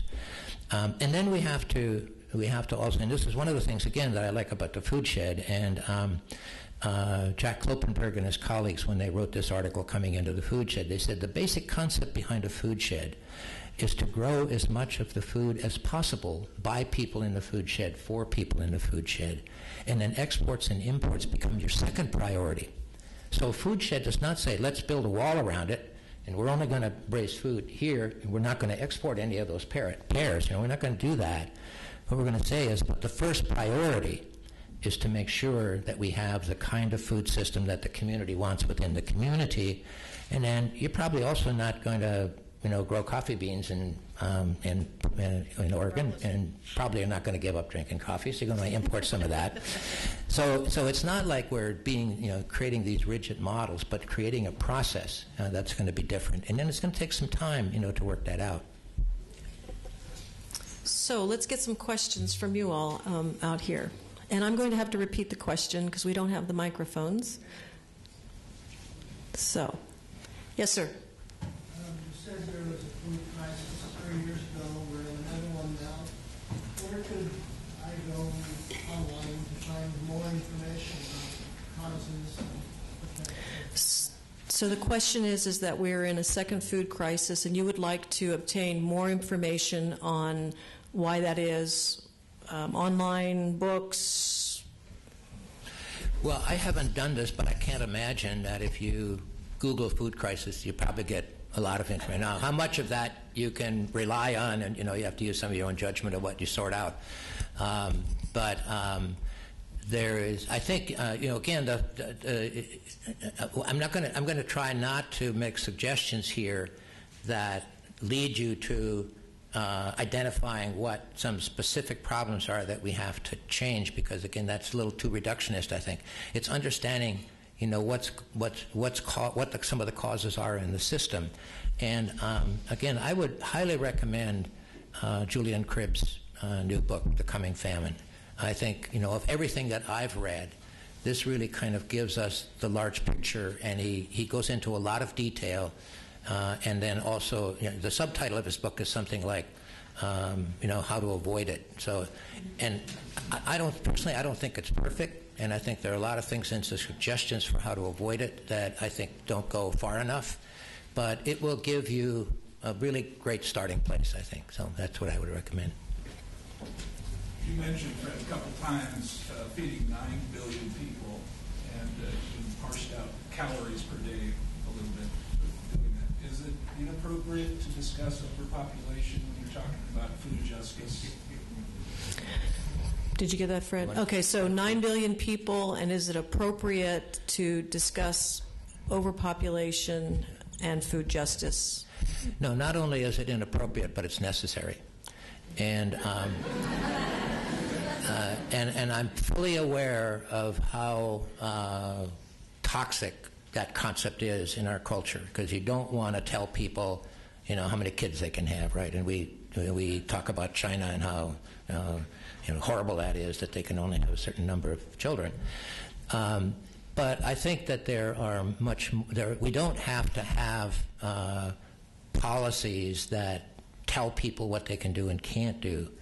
But again, part of the new food system that we need to design, and part of the new future, is, again, as we look at issues as food citizens within our own food sheds, within our own communities, that issue needs to be on the table. And, I would argue that the question, how do we feed 9 billion people, is absolutely the wrong question, because the assumption behind that is, how do we force nature to do this? And that's the old model. It's not going to get us to where we need to go. So the question that we should be asking now is, how can we have a sustainable ecology in our local community? something that, and it's, I always loved the way although Leopold put this, he said that what conservation is about is managing the biotic community in such a way that it is self-renewing. So it's the self-renewing capacity. He called that the health of the land. And so it's the health of the land that we have to address, so that it's self-renewing, so that it will go on into the future, so that those grandchildren that Kathleen Dean Moore's granddaughter is writing to her about will say, yeah, they really, they handed over to us, a future of land that's healthy because it's self-renewing, and so it's good for us. And then ask ourselves, once we have figured out how to maintain healthy community, healthy land, then ask how many people can we support, off of that ecology, and how do we eat off of that ecology in a healthy way. And I would argue that will end the debate about how much meat we should eat. Because if you operate in terms of a healthy ecology, you're going to ask the question of how many animals are appropriate. Animals are always part of this, as Sir Albert Howard said, Mother Earth never farms without livestock. So animals are critical to a healthy ecology. So we would eat some meat, unless we decided to support animals without eating them, which we could probably do. But we have to have animals in the system. But we would have less animals than we have currently in these concentrated confinements that we have, and therefore we would probably eat less meat. And I think we would follow the principle that Nicolette Hahn Nyman points out in her book, The Righteous Pork Chop, when her husband, Bill Nyman, is accused of having more expensive meat, and therefore it's not affordable by ordinary people. And she says, Bill's response is that, look, I don't want you to spend more money. I just want you to eat better meat and less of it. So it's another way, to think about that. So, but I think so I think we can't look again at overpopulation as an isolated issue, but as, this larger issue of how do we maintain healthy ecologies. Yeah. So I'm a young farmer, and there's many of us young farmers who've made the commitment to be an actor in building the new food system and reconstituting, making a business around our love of agriculture.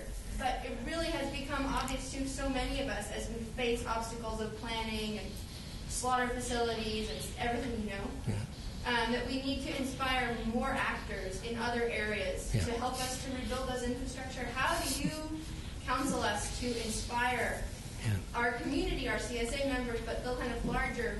Yeah. We need moms and stuff. Yeah. I think everybody got that based on the laugh. And thank you for making that point, because and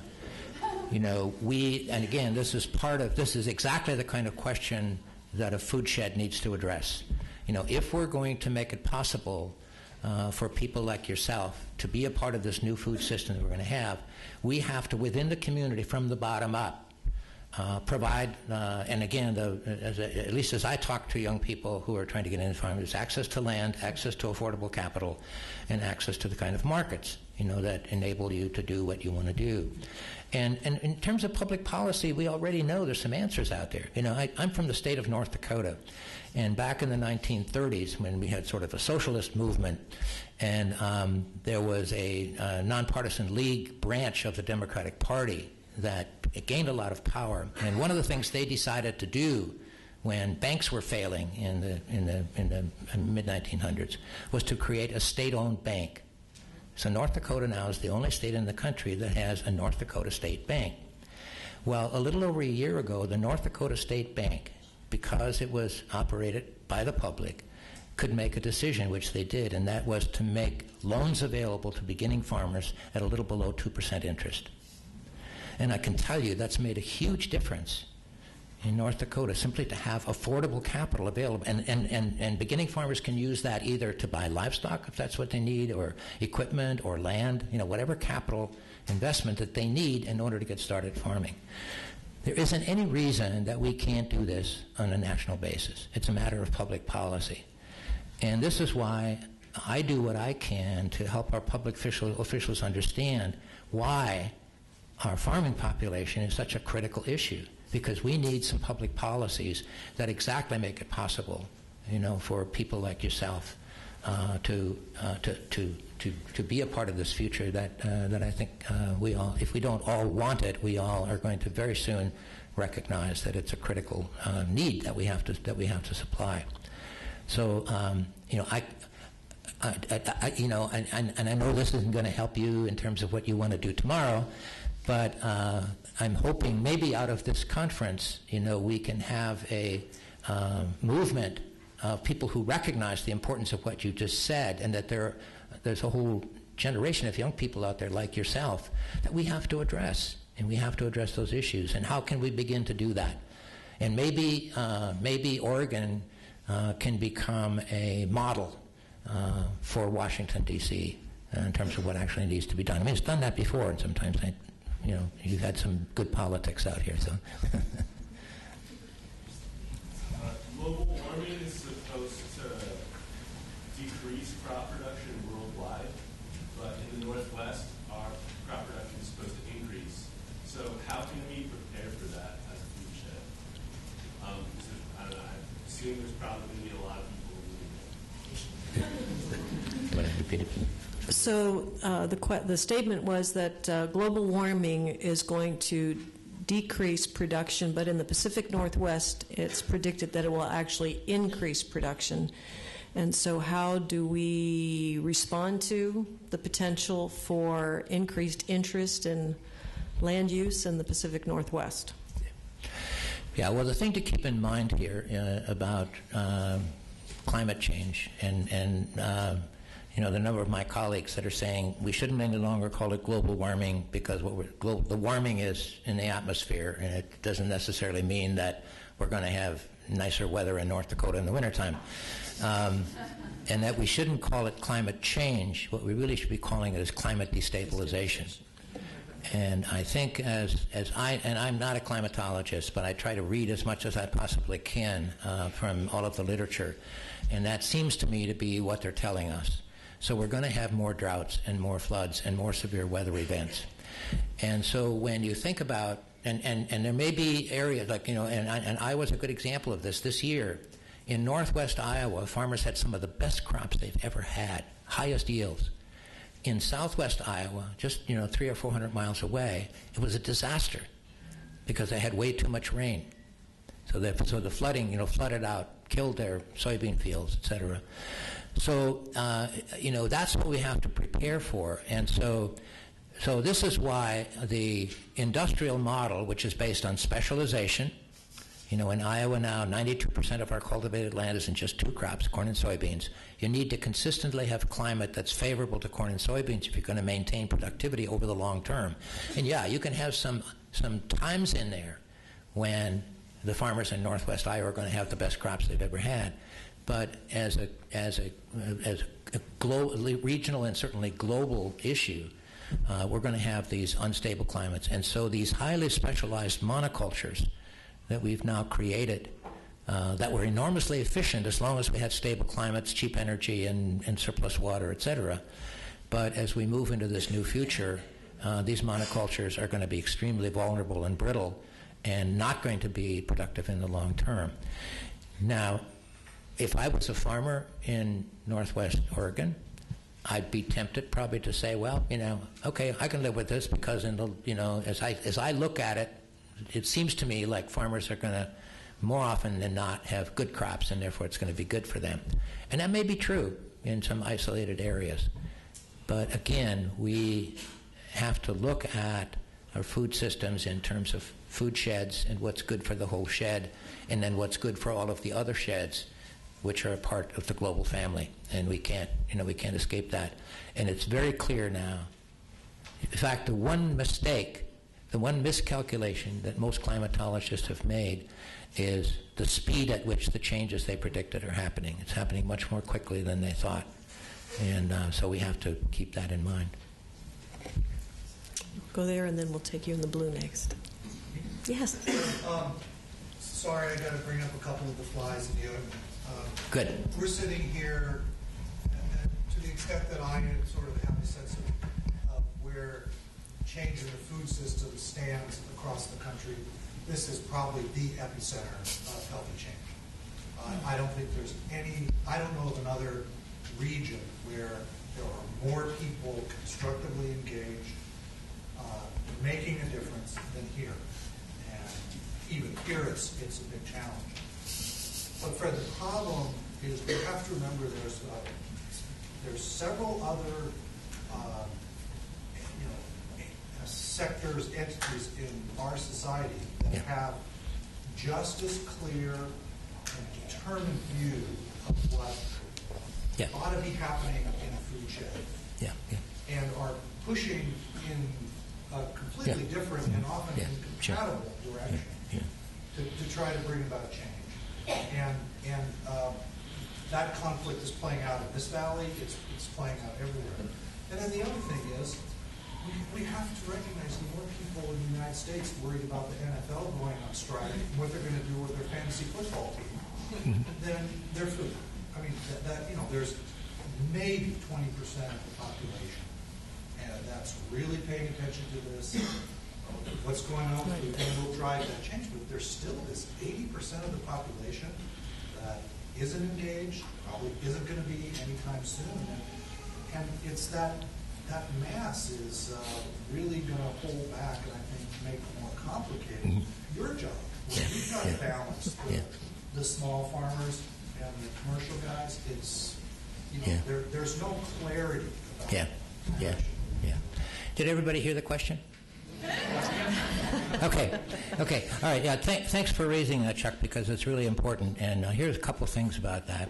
First of all, one of the things that I'm learning in my involvement with the Stone Barn Center out of New York compared to Iowa. In Iowa, what you've described is exactly correct. You've got the commodity groups, you've got the processing companies, you've got the input companies that are all on the one side, and they have enormous political power. And they wield that political power, as we know. And so that's resistance to any kind of change of the kind that I talked about. There's no question about that. Out in New York, it's an entirely different situation. The people in New York City are ready for change. They want change. And I think part of that is because they understand, given the food crisis of 2007-2008, that what happened globally could happen right there in New York City because there are food deserts there as well, and in New York State. So they are ready for change, and you've got politicians like Scott Stringer, who's the president of the Manhattan Borough, who in fact was the instigator of the new food charter, which is now on the city council has owned. So I look at this and I think, my God, here we have the greater New York City area with over 20 million people. Politicians can't ignore that kind of population center. So if all of our urban population centers began to get behind the kinds of changes that we want, they would be a political force over against the vested interests that are currently having a stranglehold on the changes. And then it's going to be interesting to see how that plays out politically. It's also interesting to note that at least one person who ran for Congress out of the Bronx ran on an agriculture platform. Now, he didn't win, but he came close. So all of those things. So I think, while you're exactly correct, I think it's also important for us to keep in mind, some of these other events that are taking place. The other thing is about, I think what you said that's important is that, and this, again, for me, this is why Paul Roberts' concept was so important for me, that, I look at all of this and I say, how are we going to bring about this change? But maybe that's the wrong question. We need to address it. But even more importantly is how do we plan for the changes that are going to come? And I don't think we're ready for that. If crude oil goes to $200 a barrel, as the past CEO of Chevron announced here just a couple of weeks ago, he expects by 2012, so that's next year. A year after next, next year. T. Boone Pickens has been telling us for some time that we should expect that crude oil will go to $350 a barrel within 10 years. Now, when crude oil goes to $200 a barrel, let alone $350 a barrel, the current system that the entrenched political establishment wants to keep going, it's not going to work. In fact, you could argue that without government subsidies, it wouldn't work now. So let's anticipate. And again, you said, a crisis is a terrible thing to waste. So let's not waste this one. Let's plan. Let's get ready for, not worry so much about the entrenchment and the resistance to change as how we get ready for the change when it comes. And we don't have a lot of time.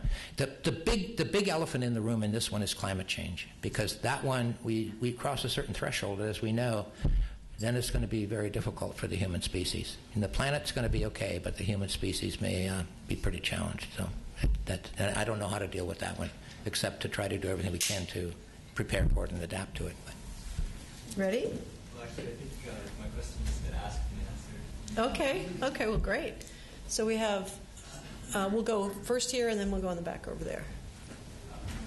One point that seemed... Speak up.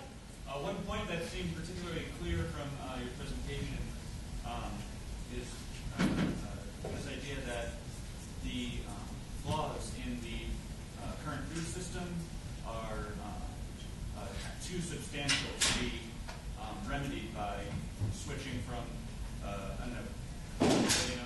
input X to organic certified input Y, or a form of stored and concentrated energy to something more current and dispersed. And I was hoping you might be able to talk briefly about some of the more inspiring kind of innovations that you've seen recently in the movement towards a more sustainable food system. Well, yeah, there. Again, one of the, and I didn't touch on this at all tonight. You never have enough time to deal with everything. But one of the things, again, that I am very heartened by is individual farmers out there all across the planet that are already making the transition to this new kind of way of producing food. And it's, the perennial polycultures, the perennial grain production, which is, and incidentally, Kathleen Merrigan hung up the root systems from the Land Institute, which they developed in terms of what a root system of a perennial plant is to an annual, hung it up in the central entrance to the USDA now, and announced that at least 3 scientists were now going to be committed to doing research in this.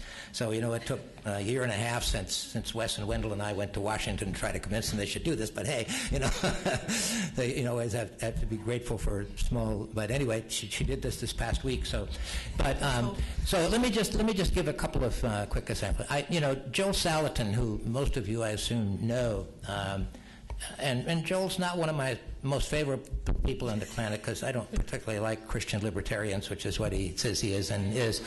But from the point of view of a system that's energy efficient in the sense that I think we need to move forward to, it's an incredible system, because he has his basic model, of course, is intensive rotational grazing, where you divide up a pasture into small paddocks, and then you intensively graze, and then move on to.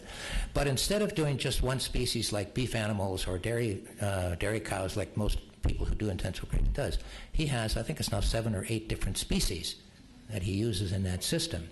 And I visited his farm once, and so he was telling me that, he said, in the spring when the grass is ready, I put my beef animals into the paddock first, and they're in there for 24 hours, and then I move them to the next paddock.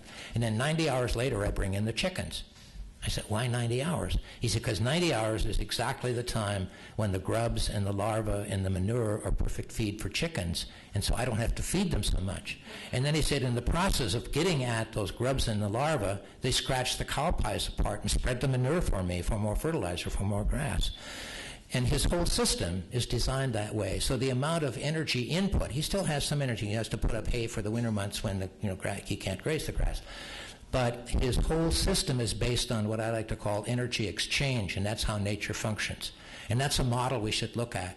And I want to look at it and say, how does that model isn't perfect for my farm in North Dakota because it's a different ecology, but the principles are what I need to adopt on my farm.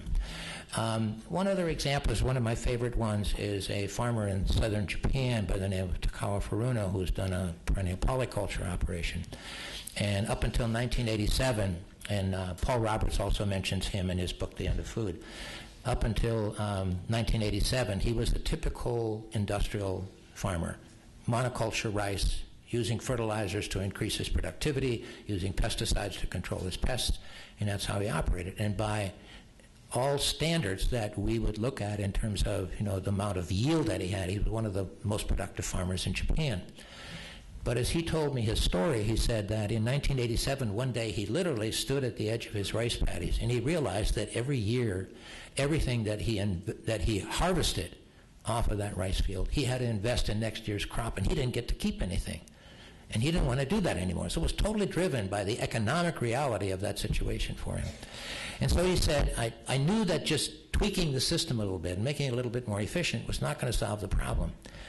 And so he said, I came up with an idea, what would happen if I took the best wisdom from the past and married that with the best science available today? Could I come up with an entirely different system? And so using those principles, he started to explore, and he remembered, again, wisdom of the past, that farmers in the past used to have ducks in their rice paddies. So why were they doing that? So he said, I got some ducklings and a piece of plastic electric fence and put it down the middle of my rice paddies and put the ducklings in and just sat back to watch and noticed that they were eating the insects off the rice plants. And I thought, if I had enough of the right breed of ducks, would they eat all of the insects? I wouldn't need to buy an insecticide anymore. That's money I could keep in my pocket. So he went to the scientists, to the breeders, and they said, yeah, well, there's actually a variety of duck called a gamo, which is a cross between a wild drake and a domesticated female. And they said, based on the research that we've done, it would seem to us that they would make the most aggressive insect grazers. So those are probably the ones you ought to look at. So he starts to breed some of these ducks and brings them in and puts them into his rice paddies. Discovers 200 ducks per hectare. They take care of all the insects. So now he doesn't need to buy an insecticide anymore. And then he thinks, okay, now, again, wisdom from the past, farmers used to raise fish in their rice paddies. And then when the Green Revolution came along, and they were encouraged to increase their rice production as much as possible, they started to use insecticides to get rid of the pests, which then, of course, killed the fish. So they decided to give up on raising fish in the interest of producing more rice, As Paul Thompson said, produce as much as possible regardless of the cost. I mean, that's the ethic the farmers operate out of now.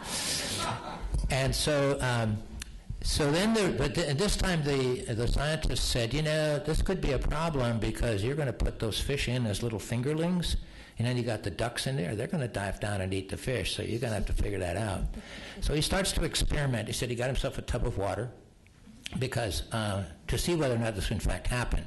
So he got some fingerling loaches and put them in the tub of water and put the ducklings in, and sure enough, they dived down and ate the fish. But then he got to thinking, this isn't, in a rice paddy, the water's cloudy, but they still do it in cloudy water. So he said, I got a few hands full of soil, put it in, stirred it up in the water pot, put the fingerlings back in, put the ducklings back in. Ducklings didn't eat the fish anymore. So then he starts to experiment again in the rice paddy. And now in the rice paddy, there's another thing which is happening, and that is in the rice paddies, there is a weed called azolla, which is like a fern-like plant that grows like a water lily, and you have one plant and then two and then four and then 8, they multiply. And farmers routinely use an herbicide to kill the azolla to keep it from choking out the rice, because if you don't, it eventually chokes the rice out. Now, both the ducks and the fish feed on the azolla. They love it. It's their primary source of feed. So he doesn't have to feed them even. They feed that. But in the process, the azolla also provides some additional cover for the fish. So they both, survive in that, very well. And now, instead of producing one crop off of this acreage in his rice paddies, he's not just producing rice. He's producing duck meat and duck eggs and fish meat. And since he's not using pesticides anymore, he can grow fruit trees on the periphery of the rice paddy, so he's also producing figs. Now 5 crops off of the same acreage where he previously was only producing 1. And then the last time I talked to him, he said that his rice yields have now increased 20 to 30%. And he trying to figure out why that was happening. When he started to look at and explore it, he noticed that the root crown of the rice plant in this new permaculture system now is twice the size of the root crown of the rice plants in the old industrial system. So, of course, there's more tillering and therefore more rice. So that's why the rice yields are increasing. But he doesn't know why the root crowns are growing more in this new system. He thinks it has something to do, with the synergy of this multi-species system that he has now. So, I would love to duplicate that system in my farm in North Dakota. But rice, fish, ducks we could do. Rice, fish, probably not going to work. Probably not going to work. But again, how do we use that principle, in those kinds of complex mixtures where you have this kind of, again, exchange of energy and synergy where, and then if you think about, he now feeds over 100 families off of 6 acres. And so, again, when you talk about how are we going to feed 9 billion people, if you really think about it, monoculture systems are horribly inefficient because you're only producing one commodity off an acreage where we could producing maybe 5 or 6 different. So those are some of the models, that I look at, and there are many others. There are individual farmers who have begun to make that transition, and they're the ones we should look at. And I would hope that our Cooperative Extension Service would begin to look at that and then begin to see how we can begin to apply that, in our own, because every local ecology is going to be different because the climate's different, the soil's different, et cetera. So they have to be locally adapted, and that's, I think, what we need to, part of what we need to do. So it is now a little after 6, so I think we're going to quit the question and answer period. And Allison would like to say something, but I think we should give Fred another thank you.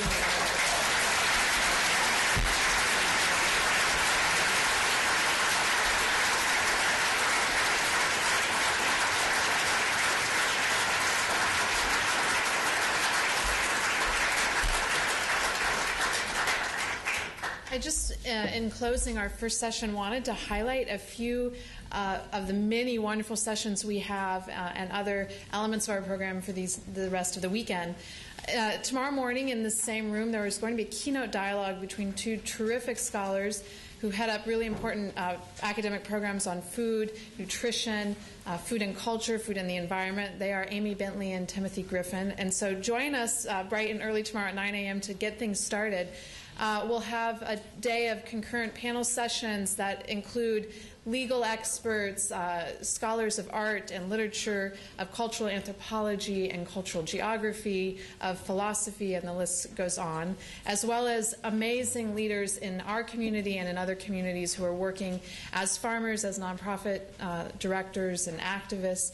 And so please join us for the concurrent panel sessions. And then we'll close tomorrow with a keynote panel. We have 4 renowned scientists and 3 renowned scientists and 1 social scientist who are going to get us thinking, I think, in some radically new ways about plant breeding, soils, genetics, and transgenics. And then we will move on Monday from the EMU from the Knight Law Center to the EMU. If you have any questions about the program, you haven't printed it out online, we have big banners with Saturday and Sunday's program in the corridors, and then you'll see something similar at the EMU on Monday. We'll begin Monday with Derek Goldstein, the founding editor of Gastronomica, in a dialogue with you, followed by a roundtable with 6 exceptional nonprofit leaders, and another round of panel sessions closing with, of course, our closing plenary speaker, Vandana Shiva. Please also take time to go to the art exhibition. We have 6 artists who are showcasing really diverse and fascinating work there. 4 of those 6 artists are already with us. 1 more will be coming, and that is in the Laverne Krauss Gallery in Lawrence Hall. It's open from 9 to 3 tomorrow, 9 to 3 on Monday, and then throughout the rest of the week, closing on Friday at 3. So thank you again to everyone who's here, and enjoy and continue the conversation. Thank you.